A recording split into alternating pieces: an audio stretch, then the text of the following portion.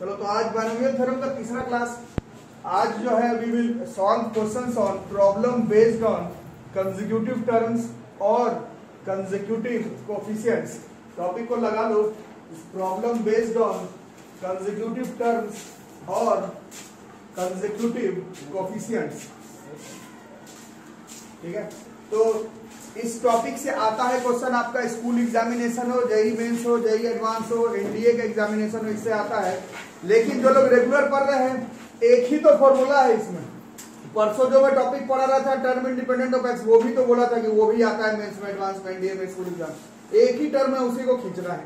अब आज वाला जो क्वेश्चन है थोड़ा सा लेंथी जाएगा, बट कॉन्सेप्ट तो इतना ही है जितना बोर्ड पे लिखा हुआ। इंग्लिश मीडियम का है, आप लोग इतना समझ रहे हैं। कंसेक्यूटिव टर्म्स का मतलब क्या होता है? मतलब तीसरा टर्म, चौथा टर्म, पांचवा टर्म, सातवां, आठवां, नौवां, उस टाइप का क्वेश्चन होगा। ठीक है, तो किस तरह से क्वेश्चन होगा कि एनसीईआरटी का क्वेश्चन से लिखते हैं। पहला क्वेश्चन जैसे एनसीईआरटी का, इसमें लिख करके देखते हैं। लिखो, क्वेश्चन लिखो। क्वेश्चन कह रहा है the coefficients of three consecutive terms, the coefficients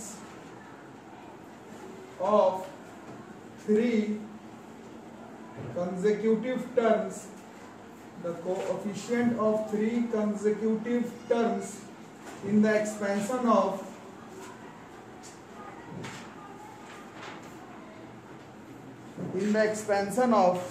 one plus x की whole power n are in the ratio of, बिल्कुल इंपॉर्टेंट है, लड़ जाएगा एग्जाम में, are in the ratio of 1:7:44। Find the value of n, find the value of n. Question को लिख लो, NCERT का है, इंपॉर्टेंट मार्क कर दो। सब इंपॉर्टेंट ही है वैसे, इसको अभी बना करके देखते हैं। ठीक है, सॉल्व करते हैं। क्वेश्चन समझ में आ रहा है? तो 1 प्लस एक्स का होल पावर एन है, ये एक बाइनोमियल टर्म है, इसको खोलना है। लेकिन पावर एन है तो मेरे को मालूम ही नहीं कि कितने पावर तक खोलना है, वो मेरे को पता नहीं है। बट उसमें तीन कोई लगातार टर्म है, उस टर्म का जो सिर्फ कोएफिशिएंट्स है उसका रेशियो दिया हुआ 1:7:42। हमें एन का वैल्यू निकालना है। ठीक है, एनडीए में, मेंस में, एडवांस में, यहां तक कि स्कूल एग्जामिनेशन में इस चैप्टर से तो ऐसा ही रेंज में क्वेश्चन पूछा जाएगा। ठीक है, तो क्या करते हैं, जैसे एपी आप लोग क्लास 10 में बनाते थे वैसे ही तीन लगातार टर्म कौन कौन सा होगा, कोई भी हो सकता है, जैसे पांचवा, छठा, सातवां, आठवां, नौवां, दसवां, है ना। तो क्या लेंगे इसको हम लोग, let three consecutive terms, let three consecutive terms be, देखो ये देखो ध्यान से देखना इसको, जैसे rth term, r plus 1th term और r प्लस 2th टर्म, यार समझ में है ना। जैसे एपी में भी लेते पांचवा, छठा, सातवां, इसमें भी rth term, r plus 1th term, r plus 2th term. तुम्हारा मर्जी, तुम r प्लस 1, r प्लस 2 भी ले सकते हो, हाँ, r माइनस 1, r प्लस 1 भी ले सकते हो। ठीक है, वो तुम्हारी मर्जी पर है, क्योंकि जो लोग 10th में बनाए हैं उससे गड़बड़ नहीं होगा, थोड़ा बस फोकस करके बनाना होगा। अलजेब्रा का चैप्टर है, प्लस माइनस में दिक्कत हो सकता है। तो तुमने माना rth term, r plus 1th term और r प्लस 2th टर्म। तो rth टर्म क्या होता है बाइनोमियल थ्योरम का, हमें मालूम है लिखना। बताओ rth टर्म क्या होगा, यहां से देख के बोलो। nc, r कैसा, r प्लस 1 होता है तो r लिखते हो, r माइनस 1। x कौन है इस क्वेश्चन में, x1 की पावर, पावर बताओ, पावर पावर पावर, हाँ, n माइनस r माइनस 1, आ रहा समझ। और y कौन है, y इसमें का पावर, बोलो इसको डाउट है किसको? ठीक है, और कोई डाउट का बात भी नहीं, क्योंकि हमें इसका x उक्स का पावर से मतलब ही नहीं है। हमें किससे मतलब है, केवल देख रहे हो, सिर्फ कोएफिशिएंट से मतलब है। ये जो भी हुआ उससे मेरे को क्या, इसका कोएफिशिएंट कौन होता है, कोएफिशिएंट्स। अरे बोलो ना, ऐसे बैठे मेरे को क्या होगा, NCR माइनस 1 का कोई भी पावर हो 1 ही होगा, इंटू एक्स की पावर r माइनस 1। तो कोफिशिएंट तो केवल यही ना हो गया, हमें सिर्फ कोफिशिएंट से मतलब है। अरे आ रहा है समझ में सब? कोफिशिएंट वेरिएबल के बगल वाले को कहते हैं। तो इसका कोफिशिएंट केवल इतना है NCR -1, ठीक है। उसी तरह से इसका अगला टर्म कौन था? अगला वाला तो बढ़िया है, TR+1, ये होता है NCR, x का पावर फलाना ठिकाना जो भी हो, और फिर x मतलब x, और फिर y इसमें x है, फिर से वही बात है, मेरे को सिर्फ इस क्वेश्चन में कोफिशिएंट से मतलब है। यहाँ क्या आया उससे मतलब नहीं है। इस क्वेश्चन में हमें सिर्फ कोफिशिएंट से मतलब है।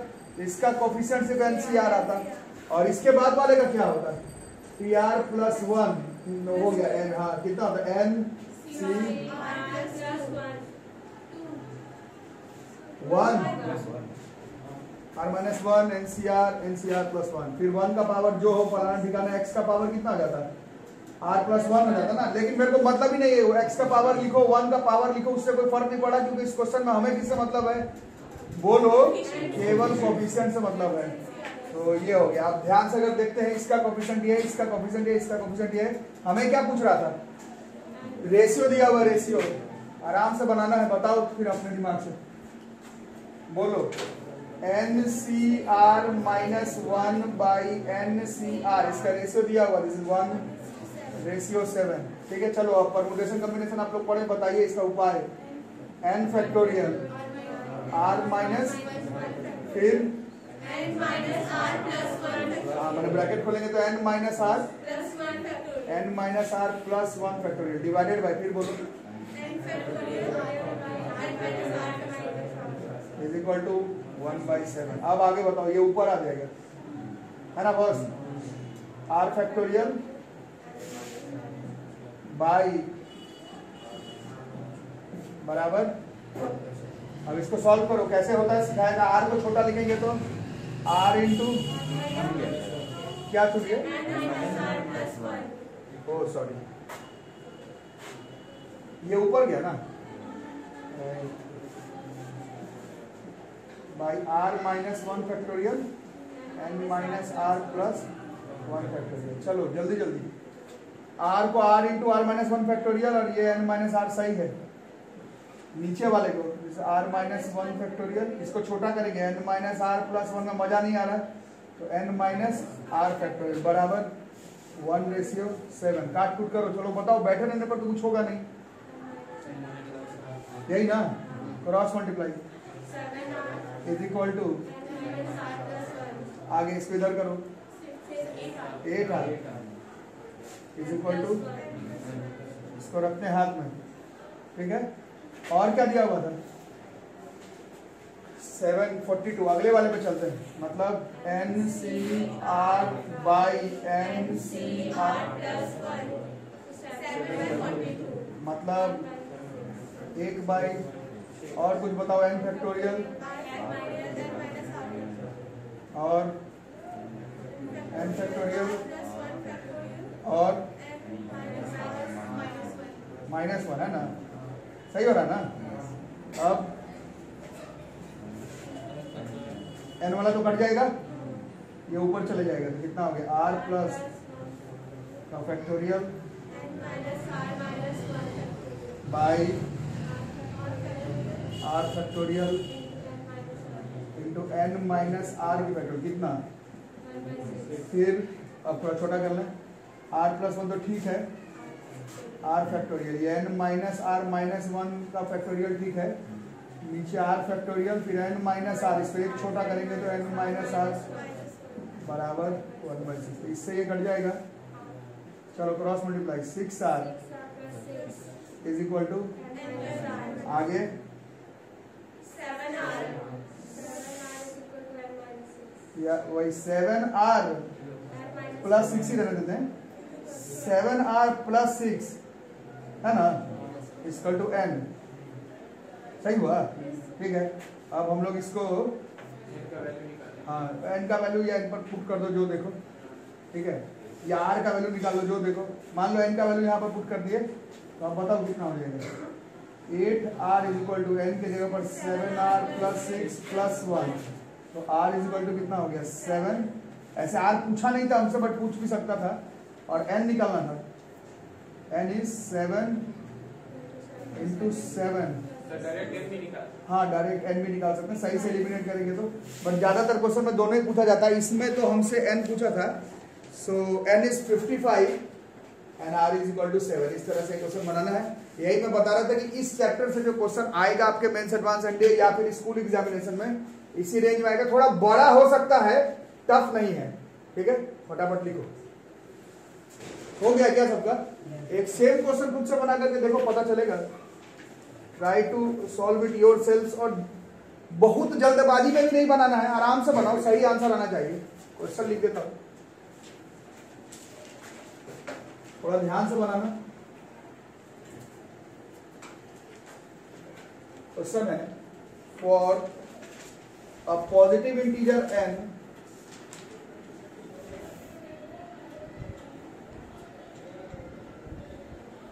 for a positive integer n 1 plus 1 by x की whole power n, the consecutive, if three consecutive, the consecutive coefficients, देख रहे हो वही चीज है ना, फिर आराम से करना। 3 consecutive coefficients in this expansion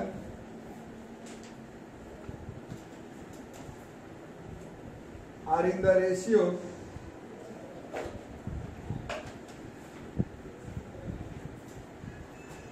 2:5:12, 2 5 12 हो जाएगा। देन n बराबर कितना है? ऑप्शन नहीं है, डैश है, बट पैटर्न मालूम ही होगा। डैश तो है बट जरूरी नहीं कि इंटीजर बिटवीन 0 से 9 है, जो है सो करके दिखाओ, ठीक है। सेम क्वेश्चन एक बार आप लोग बना करके देख रहे थे। For a positive integer n था 1 प्लस 1 बाई एक्स की power n। For a positive integer n था 1 प्लस 1 बाई एक्स की पावर n था question. 3 consecutive coefficients are in this expansion are in the ratio of 2:5:12 है। Then n की value आपसे पूछी जा रही है, ठीक है। इसको भी जब आप लोग खोलेंगे ध्यान से, 3 कंसेक्यूटिव टर्म, तुम्हारा मर्जी है, तुम r+1 r+2 r+3 ले लो, r-1 r+1 ले लो।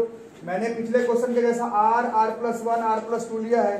खोलने पर कोफिशिएंट 1 का पावर है, क्योंकि 1 का पावर है, 1 का कोई भी पावर लो, फिर 1/x, तो अंत में एक ही वेरिएबल बचेगा, x का पावर कुछ। तो मेरे को x का पावर कुछ से मतलब नहीं है, मेरे को सिर्फ कोफिशिएंट से मतलब है। जैसे ही आप खोलेंगे फिर से कोफिशिएंट NCR-1 आएगा, फिर से कोफिशिएंट NCR आएगा, फिर से कोफिशिएंट NCR+1 आएगा। पिछला क्वेश्चन जैसे बनाया उसी तरह से सॉल्व कर देना है। सिर्फ कोफिशिएंट्स का रेशियो दिया हुआ 2:5:12, जैसा पिछला क्वेश्चन बनाया गया है बिल्कुल वैसे ही बनाना है और लास्ट तक सॉल्व करेंगे। तो r की वैल्यू 34 और n की वैल्यू 118 अपने से सॉल्व करके देखना। जिनका n का वैल्यू 118 तक आ रहा है यहाँ पर 118 लिख देंगे और यही इस साल का जेईई मेंस 2020 का क्वेश्चन हो जाएगा। This is the question that is asked, that was asked in JEE Mains 2020। Binomial theorem का क्वेश्चन हम लोग पकड़ लेंगे जेईई के एग्जाम में, एनडीए के एग्जाम में। लेकिन वह बात वही है, जब आप लोग 12th में जाएंगे तो 11th का टॉपिक भूलने लगेंगे, तो सबके साथ होता है। तो आप अपना टॉपिक फिक्स करके रखेंगे कि ये वाला हम पकड़ करके रखेंगे, ये वाला हम अंत में रिवीजन के लिए छोड़ देंगे। तो बाइनोमियल अंत के लिए नहीं रखना, क्योंकि इसमें एक्चुअली में एक ही फॉर्मूला पर क्वेश्चन है। टॉपिक चेंज हो रहा है, कभी टर्म इंडिपेंडेंट ऑफ एक्स, कभी कोफिशिएंट ऑफ x 6 y 5, कभी ये वो, बट अंत में एक ही फॉर्मूला से बन जा रहा है, पीछे से वाला टर्म वाला क्वेश्चन। तो इसको अंत के लिए नहीं छोड़ना है, इसको हर वक्त याद रखना है। अंत के लिए आप अपना चैप्टर देख करके छोड़िएगा। एक और क्वेश्चन लिखो, ये भी है जेईई मेंस 2020 का, स्थिर दिमाग से बनाना। अब ये मत बोलेगा बाबा दिमागी नहीं है तो क्या बनाएंगे, बट फिर भी ट्राई तो करने में कोई बुराई नहीं है। If for some positive integer, इस चैप्टर में प्रैक्टिस का ही जरूरत पड़ता है।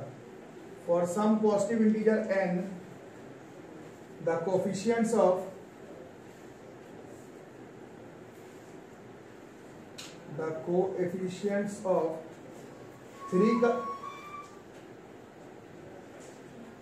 3 consecutive terms, महाभारत कहाँ बनने लगे इन द, रोहित तुम्हारा बोला तो पेश ना तुम्हारा इन द हो गया था, इन द बाइनोमियल एक्सपेंशन, मंदिर से आ रहा था क्या phone, in the binomial expansion of 1 plus x, तो यहां तक ठीक है, बट पावर हुआ n प्लस 5 हो जा रहा है। क्वेश्चन वही आर इन द रेशियो, ये भी यही 2020 का, इससे आप लोग समझेंगे कि थोड़ा इस चैप्टर का क्वेश्चन पकड़ा जाएगा। Are in the ratio 5, 10, 14, then the largest coefficient, जैसे कि अभी आपके फ्रेंड्स बता रहे थे कि आर का वैल्यू तो नहीं पूछा जाएगा, बट जो 3 कोफिशिएंट्स आ रहा है उसमें जो लार्जेस्ट है वो बताना है। लार्जेस्ट कोफिशिएंट, अभी तक तुम आर और एन निकाल के छोड़ दे रहे थे, अब जो कोफिशिएंट है वो कोफिशिएंट भी बताना है। The largest coefficient in the expansion, largest coefficient in the expansion is, and your options are 792, 252,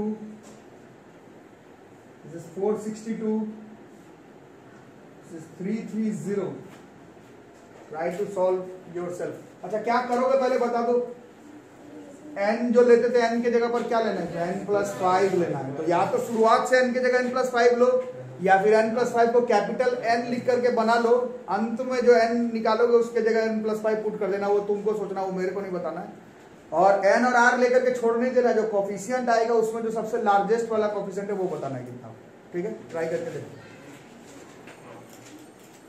तो इस क्वेश्चन में सबसे पहले या तो तुम n के जगह पर n प्लस 5 लेकर के शुरू करो, या फिर आसान तरीका है कि स्मॉल n प्लस 5 को कुछ मान लो, जैसे मैंने कैपिटल N माना, तो ये क्वेश्चन बन जाएगा 1 प्लस एक्स की होल पावर n ही बन जाएगा। तुमको n प्लस 5 से बनाना है, बना सकते हो, बट आसान 1 प्लस एक्स का होल पावर n से ही है। तो ये क्वेश्चन हो गया हमारा। इसमें भी 3 कंसेक्यूटिव टर्म्स वही हो गया, tr प्लस 1, tr प्लस 2, पिछले क्वेश्चन के तरह का। इसका 3 कंसेक्यूटिव कोफिशिएंट्स, 3 कंसेक्यूटिव कोफिशिएंट्स फिर से उतना ही आ जाएगा, ncr माइनस 1, ncr प्लस 1। ये किसी दूसरे के पास में मत रहो, खुद से सॉल्व करके देख लो कि यही आ रहा है कि नहीं, है ना। उसके बाद पिछले क्वेश्चन के जैसे ही सॉल्व करेंगे, आप लोग अपने से सॉल्व करेंगे, मैं नहीं कर रहा। रेशियो दिया हुआ था 5, 10, 14, तो पहला का 1:2 हो जाएगा, दूसरे का 5:7 हो जाएगा। खुद से कर करके देखना, वीडियोस में तो सॉल्व किया हुआ है, आप लोग खुद से करके देखना। पहले वाले को सॉल्व करेंगे तो कुछ आएगा, दूसरे वाले को सॉल्व करेंगे तो कुछ आ जाएगा, स्क्रीनशॉट ले सकते हो। फिर दोनों का कैपिटल N को कंपेयर कर दोगे तो इससे R की वैल्यू आ जाएगी, N की वैल्यू भी आ जाएगी, और स्मॉल n भी आ जाएगी। स्मॉल n का काम ही नहीं पड़ेगा, कैपिटल N जो तुम n प्लस 5 को माने उसी से बात बन जाएगा। ठीक है, पहले यहां तक लिख करके रखो। तो कोफिशिएंट्स देख लेते हैं कौन कौन सा है। तो हमारा पहला कोफिशिएंट था ncr माइनस 1, फर्स्ट कोफिशिएंट था मेरा क्या था, ncr माइनस 1 है मेरा 11c, r माइनस 1 11c3। दूसरा कोफिशिएंट,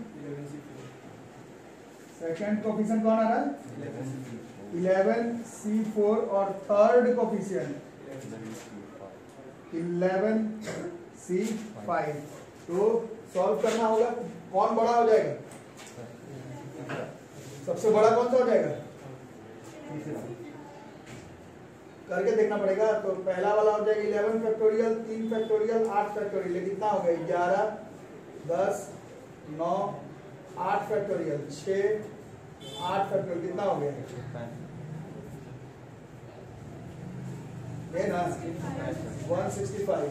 उसके बाद वाला होगा 11 फैक्टोरियल, 4 फैक्टोरियल, 7 फैक्टोरियल, 11, 4, 7, कितना हो जाएगा, 11, 10, 9, 8, 7 फैक्टोरियल। 4 फैक्टोरियल कितना होता है, 24 इंटू 7 फैक्टोरियल। ये 3 बार में कट गया, ये 3 बार में कट गया, 330। और इसके बाद वाला हो जाएगा 11c5, यही सबसे बड़ा हो जाएगा, 11, 5, 6, 11, 10, 9, 8, 7, 6 फैक्टोरियल। 5 फैक्टोरियल कितना होता है, 120 होता है ना, इंटू 6 फैक्टोरियल। ये कट गया है ना, ये 15 बार में कट गया, और 2 बार में, 3 बार में, फिर 3 बार में, कितना हो गया 22, 66 इंटू 7, 462। तो यही सबसे बड़ा है। और ये इस बार का जेईई में 2020 का क्वेश्चन है। थोड़ा शॉर्टकट में बनाना होगा क्योंकि इतना टाइम अगर ले लोगे, 11 मिनट ले लोगे मेंस का एक क्वेश्चन बनाने का, तो वैसे में भी तुम क्वालिफाई नहीं कर रहे हो। जैसे क्वालिफाई शायद कर दो, रैंक नहीं आएगा, 11 मिनट में अगर आप क्वेश्चन बना ही लिए तो कोई जाबाजी तो है नहीं। You have to do it quickly but first you have to do it correctly. पहले सही बनाना सीखो फिर जल्दी बनाना सीखना, है ना। जो लोग अबव एवरेज है उन लोग इस बात को समझ रहे हो, तुम सही बना भी दे रहे हो बेंच में कोई क्वेश्चन, बट वो क्वेश्चन बनाने में अगर तुम 11 मिनट ले रहे हो तो वैसे में भी तुम सिर्फ क्वालिफाई ही करोगे, रैंक तो वैसे में भी नहीं आएगा। अगर 11 मिनट में एक क्वेश्चन बनाते हो तो 1 घंटे में 6 क्वेश्चन बनेगा, 1 घंटे में 6 में तो मोस्ट प्रॉब्ली तुम क्वालिफाई भी नहीं करोगे, है ना। तो पहले सही बनाओ फिर जल्दी बनाना। एक क्वेश्चन आप लोगों का homework, in the binomial expansion of 1 plus x की होल पावर n। तो देख लो फिर बच गया, फिर पहला टर्म बनी है, बच ही जा रही क्योंकि सिलेबस ही वैसा है। 1 प्लस एक्स की पावर n, इस बार कोफिशिएंट्स ऑफ कौन कौन सा टर्म का कोफिशिएंट है, 5th 6th 7th ये लिखा हुआ, तुमको नहीं निकालना है, लेकिन ये बता रहा है कि जो कोफिशिएंट है वो एपी में है। अब तुम ये मत बोलना कि 11th में एपी नहीं पढ़े अभी तक, कैसे होगा, 10th में तो पढ़े ही हो। आप ऐसे इग्नोर नहीं कर सकते कि मेरा नहीं पढ़ा हुआ है। 3 टर्म एपी में है। अब उस हिसाब से n का वैल्यू बताना है। Find all values of n, मतलब हो सकता है n का 1 से शायद ज्यादा वैल्यू है जिसपे कि ये हो सकता है। ये आप लोग बना करके होमवर्क में करेंगे, ठीक है। मिलता है अगले क्लास में, तब तक के लिए थैंक यू।